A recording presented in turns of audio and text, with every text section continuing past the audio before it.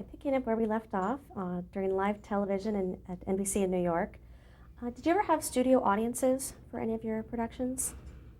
Yeah, I'm trying to remember which show. We had a couple of daytime shows that would have studio audiences. The Burt Parks show and uh, the there was another one called the Sometimes Good Time Hour, and they would have audiences. What NBC did was hire some old theaters and redo them a little bit, and we'd make it do for television. That's how early television was done around the city in New York, and the studios would be all over the place. You never knew where you were going to go, but that was how we did it. And then NBC had a lot of studios at the RCA building, and for some of the big dramatic shows and things like that, we'd do there. How did the audiences affect the dynamic of the broadcast? I think the same way they do now. I think the actors respond to an audience's response. I love audiences when they are responsive, and you can see the actors becoming enthused with it, and it's something you really can't fake when you don't have an audience. I used to enjoy always doing audience shows because when you knew when you got a laugh, that was a real laugh. It wasn't just a machine, and that's always great. That's great. And laughs are very important to performers. While you were at NBC, did you ever meet Pat Weaver? Yes, Pat Weaver was there, and I met him a couple of times, and I really don't remember too much about him except that we were in awe of him because he was the guy that was really making a lot of very important decisions and leading the business, that way. It was marvelous to meet him. Was he on the set often? Not often, but occasionally. And of course, we were always a little scared when he showed up on the set. Who were some of the other people that you worked with at NBC when you first started? Well, some of the people who are still active in the business today, directors. I mean, John Rich is one of them who's been directing all these years, and Bud Yorkin of Yorkin and Lear. Bud Yorkin was directing. We all started as stage managers, and then they were promoting us then to director, and it was just a marvelous time of growth because you could really go through all the steps that now people like my kids now getting into the business takes years to get through all the steps, and we did it in a year and a half or something like that, and it was just very fortunate because the other thing, and I say this to people at times, but so many of the techniques that are being used now, we invented, not trying to invent anything, but somebody had to figure out how you did what you had to do. And somebody give you an assignment, you had to figure out how to do it, and that suddenly became the way that people did it, and because it was all very new, it was really exciting. What were some of the programs that you worked on in those early days at NBC that you recall? Oh, not awful. I'm blanking for a minute, but there was one that, well, I'm going to pass on that for a moment because I'm just really, maybe as we go through the day here, I'll think of some more of the names, but there were so many of them and I'll try to figure out the names of some of them because they were we did all kinds of programs, and very often you'd do a couple of programs in the same day because we were in short supply. I mean, we stage managers and ADs and directors were in short supply, and there were programs that they just wanted people to run around and get them done, and so it was a marvelous experience. Did you work on some of the anthology programs like Philco, Playhouse? Yes, I did those, and we had And those were, of course, done more in the same way that they're done now. They were dramas, and they were prepared in a rehearsal hall uh, by the director with the cast for a number of days, and then brought onto a stage, and then put into the set, and redirected to fit the set, and then do the camera work on it. So all of the same steps were being done in those days. They're being done a little bit easier now because the cameras are easier to move, and they take less lighting, and all of those things are easier now. But that's essentially, we did the same things. We just had to be a little bit more careful, I think. And when we wanted somebody to stand on a mark, they better stand on that mark, or else they weren't going to get lit and they weren't going to look right. And a little bit of that still happens, but not really the same way. How long were you there at NBC in New York? I was there from 1950, when I got out of college in June of 1950. And in June of 1952, I had not been in the service. And I was an ROTC graduate at Fordham, and they they were in those days, 1952. They were taking people into the Army because they needed people in the Army. So rather than go in and be a private, I had gone through ROTC, so I volunteered as a lieutenant and went into the service in 1952. So I left. I knew that I had to leave the job to do it one way or the other. That was everybody had to do it. So I went into the service in 1952 in the Air Force, and as a second lieutenant, and I stayed in the Air Force for 2 years, and it was a marvelous way to broaden my career and broaden my life, because I was sent to California, and that's where I met my wife, and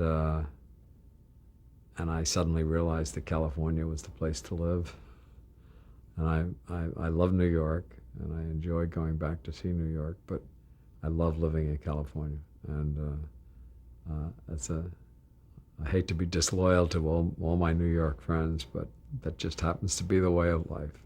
And of course, if you want to be in the business, you really have to be in California for the most part, because most of our business is done out here, the television business. So anyway, that's how I got to California and how I got through that. What were you doing in your unit while you were serving? We were making training films, supposedly. We didn't get many done. We tried, though. And it was interesting because I had come from live television, so I supposedly, the way I promoted myself to get into that unit was I said, "Hey, I'm a director." Now I actually had been a stage manager and an assistant. I don't know whether I had directed anything. Maybe I directed one thing or something like that. But that's how I got into the unit, and I started directing shows for the Air Force, and we were putting them on videotape, and it was a great experience, because really nobody knew what they were doing, so I was just as smart as the next guy, or maybe smarter, and that was great fun, and we really learned. That's how you get a chance to really work on your craft and figure out how to do it, and that kind of experience just carried on for me all through my career. When were you discharged? I think I got out in 1954. I think I was only in for 2 years, and during that period of time I met my wife and we got married, and had decided we wanted to live in California. So when I got out of the service, I think I went back to New York for a couple of months until I could get everything in order, and then we moved permanently to California. So I've been in California since 1954, and I love it, every minute of it. Not every minute of it, but I love it. When you moved to California, did you have a job waiting for you? Uh, I think I did. I'm trying to remember. I think that I was told by one of the people that if I would come out here, they'd give me a job. I think probably, I'm not positive of this, but I'm pretty sure that that's how it worked. And I think it was McCleary that I came out and worked for, who had been my mentor in college. And he had then set up shop out here, and he was doing shows and things like that. And this is with NBC? Yeah, yeah. Where was NBC in Los Angeles located at that time? I think I honestly can't remember exactly which building where they were, but they were all in the city, right downtown, and they also had some places where we just, you know, would move every day to a studio. I mean, they had rented studio space around. I can't remember exactly where they were at that point. When did they move to Burbank? Sometime during that period of time, they opened the studios, and that was I think that was probably around 55 or 56. I'm not really sure of the dates, but I think that was when we started moving there. And I mean, that was huge when they did all of that. You know, it was really felt we were big time at that point. What was the facility like when you moved into it? The, What was that facility like in Burbank when you moved into it? It was just they had basic studio equipment. You know, nothing mind-breaking, or you know, but they at least you had a place where you could get in and use permanent sets and have certain amount of lighting, you know, set up, and the racks were all there and, you know, ready to go. So it made things easier and just easier to work in. And we also had rehearsal halls in the same place, so we were able to rehearse some days and where other people were using the studio facilities, and we just worked that way. What kinds of programs were you working on? I can't remember all the programs, but we had some game shows, and there was a cooking show on, and I can't remember who did the cooking show or that type of stuff, and we had the amateur hour, I think, was on at that point, in one form or other. It used to be Ted Mack's original amateur hour, and I know that I stage managed that sometimes. Those were the kind of shows that we were doing, and they were doing dramatic shows, some dramatic shows. In fact, some really fine stuff. So I mean, a lot of the good drama was starting to emerge in television at that time. Now, how were those programs transmitted to the rest of the country? As I remember, they did most of them just by wires to New York. They had phone lines, and we would do our shows out here based on New York time, because they hadn't really worked out a good recording system at that point. So we would do a show out here at 5 o'clock, which was an 8 o'clock show for New York. And we'd do it live, and it would be seen live in New York. And I don't remember then what they would do out here. I guess they were starting to make rather poor quality recordings, and then they would show that out here at the other time, you know, when it got to be 8 o'clock out here. So, but that's how it was done, and they were very sparse in editing and things like that. People hadn't worked out a lot of those techniques yet, you know. When did you first get promoted to director? I'm trying to remember. I can't. It must have been somewhere around 55, 56, somewhere in there. I was given a shot at directing, and I can't remember what the first thing was. So, but I think it was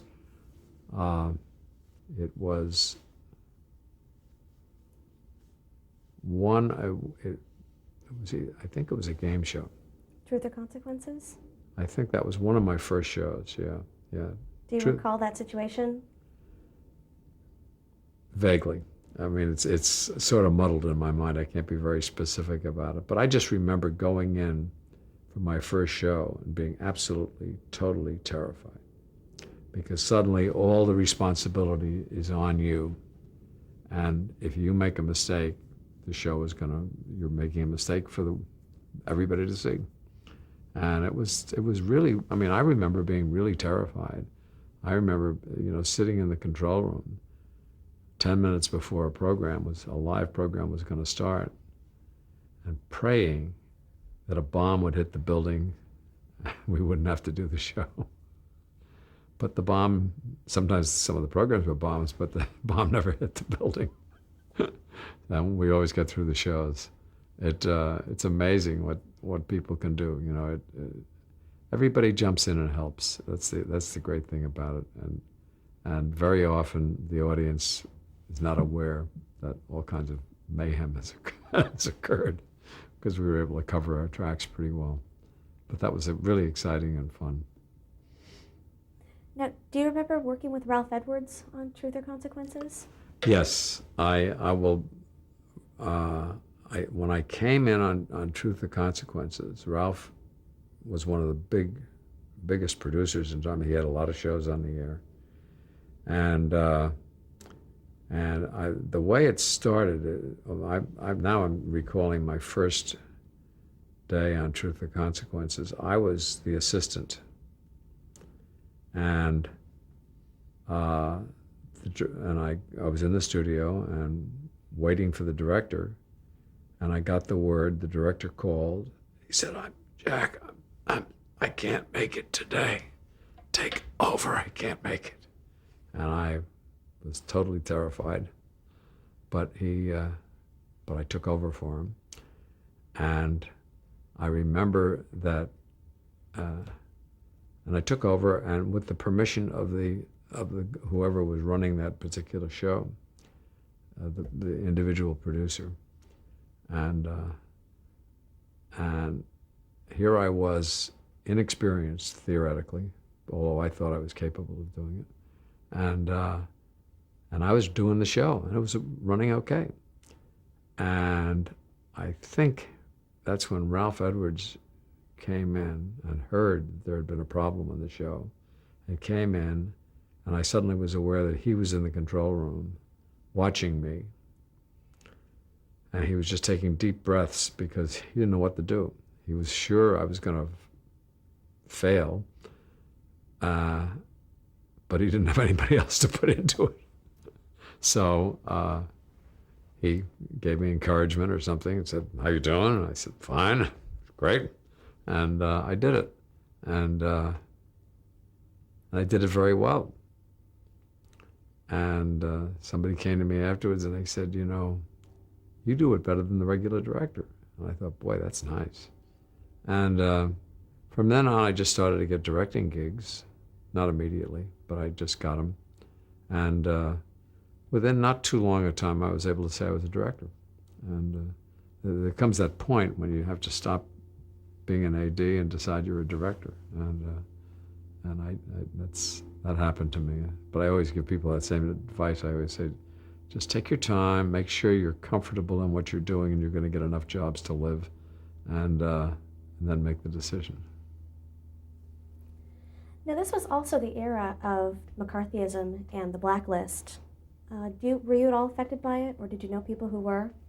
I knew people who were, and it was really a bad time, because I knew some people who were accused of being communists for no reason, because because maybe they had a different political opinion of somebody, and I saw a couple of people that were hurt, and I heard about people. I don't think any very close friend of mine got hurt that way, but I remember being told to be very wary and not to open my mouth, or you could easily get in trouble, because people were shopping around looking for people that they could label this way. was really really frightening. But it's the kind of thing that, unless we're careful, it can happen again. It doesn't take too many nuts to start something like that going. But yeah, I remember seeing people that I can't remember any specifics at the moment, but I remember a couple of people who I know who lost their shows because somebody accused them of being a communist. And the companies who were sponsoring were so terrified that anybody would do that. That anybody would think that they were sponsoring a communist, that they would that they were very wary, and people did lose their jobs. Especially anybody who had ever voiced any kind of liberal political opinion, you were in big trouble. So, but we all got through it. So not too many people got hurt, I don't think. Were there any actors that you wanted to work with that you couldn't? I don't remember any at this time. There probably were, because they had really bad lists for who you could use and who you couldn't. And but that generally was decided before it got down to my level. If I was directing, they would tell me who I could. Here was the possible list of where I could cast from, or something like that. All right. Well, while you were at NBC at that time, you started working on Bob Hope's television specials. How did that come about? I think that one day I was there working on something else, and somebody decided that they needed me to do something, and I just went in and worked on some part of the show I don't know what I was doing. I wasn't really directing the whole thing, but and then I started doing some other shows for NBC, and I don't remember which ones at that particular time. And somebody on the Hope Show, they were changing directors, and remembered my work and said, we ought to hire Shea. And it was a tremendous thrill. I mean, I had this chance to direct one of the big live shows in those days. And so I got that opportunity, and I did it. Pardon me. And everything worked. And it was a wonderful time. But I mean, I remember doing that, and then I suddenly got a bid from Jerry Lewis to work on one of his shows. And he called me in, and he said, "You're doing the Hope Show, huh?" And I said, "Yeah." He said, "I also want you to do my show." And I said, "Oh, okay." And then I realized that Jerry was watching anybody that did the Hope Show. That was the leading show at that point. He insisted that that's who he was going to get. So I had the great opportunity of doing the Bob Hope shows and also the Jerry Lewis shows. And that was all live, and it was wild times. But, I mean, they both were very interesting characters, totally different personalities, because Bob was very in control, and he had the writers that did his material for him, and he was always the same character that you see, rarely got terribly upset. And Jerry, of course, was frenetic, and I liked both of them and enjoyed working with both of them. And I worked with Bob for quite a while, and went overseas on some of Bob's shows. We used to do the Christmas shows overseas. I did those for a number of years. And I also did a lot of shows with Jerry Lewis. And Jerry and I we'd have our love fests where he'd think I was the greatest person in the world, and then the next show he thought I was the worst person in the world. And then he'd think I was the best person in the world. And I always, luckily I was able to keep a sense of humor about it, because I knew that whatever way he felt today, he probably wouldn't feel that way a week from now, but then he'd feel like it again. So we had a good relationship. I enjoyed both of those men. They were very, very interesting men. and great talents. I mean, it's, each in their own way were extraordinary. So I loved my life was very interesting in those days. I wasn't always sure where I was going to work the next week, but it was good. What was the format of the Hope specials? Pretty much what it is now, I think. He would have a couple of guest stars, and it always started with a monologue of Bob, and and Bob would try out all kinds of material, and he had always had a bunch of. One of the great things that Hope did, he always insisted that he have good writers, and he really protected himself that way because he had writers who knew how to write funny for him, and material he could do comfortably, and it really helped him tremendously. Jerry didn't always have the same kind of protection, and because he liked to spark to an idea and suddenly I'm going to do that, and it hadn't been thought out well enough, But both of them, both men are extraordinary comic talents. So I had a great training by working with them. I'll tell you, there's no other way of buying that kind of schooling. How involved was Hope in the actual behind-the-scenes production process? Well, he would come in. I mean, he looked at the material, of course, ahead of time, and he knew because his writers. He had a number of long-time writers who knew how to write for Hope, and they're still around now, some of them, and that's important because they knew what kind of words came out of Bob's mouth well, and what kind of jokes he handled best. So he had these people around him, and Jerry didn't have a regular menagerie, if you want to call it, of writers. I mean, he changed people occasionally. Did I answer your question, or I may have gotten off the track?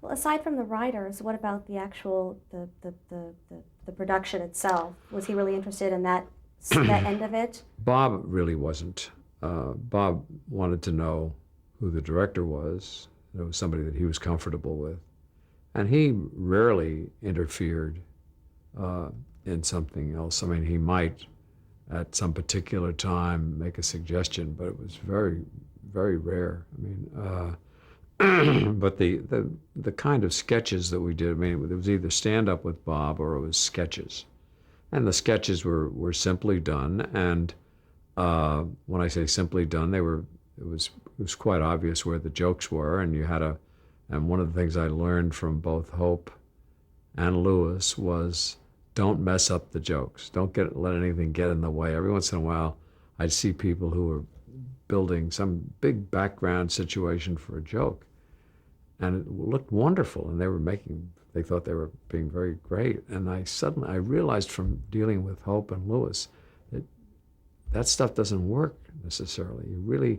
You're getting in the way of the joke. What you want is to let the audience know what the funny line is, and that's what Hope and Lewis both did, and I learned a lot from watching those guys because in later things I tried not to get in the way of the joke. All right, let's stop right there and change tape.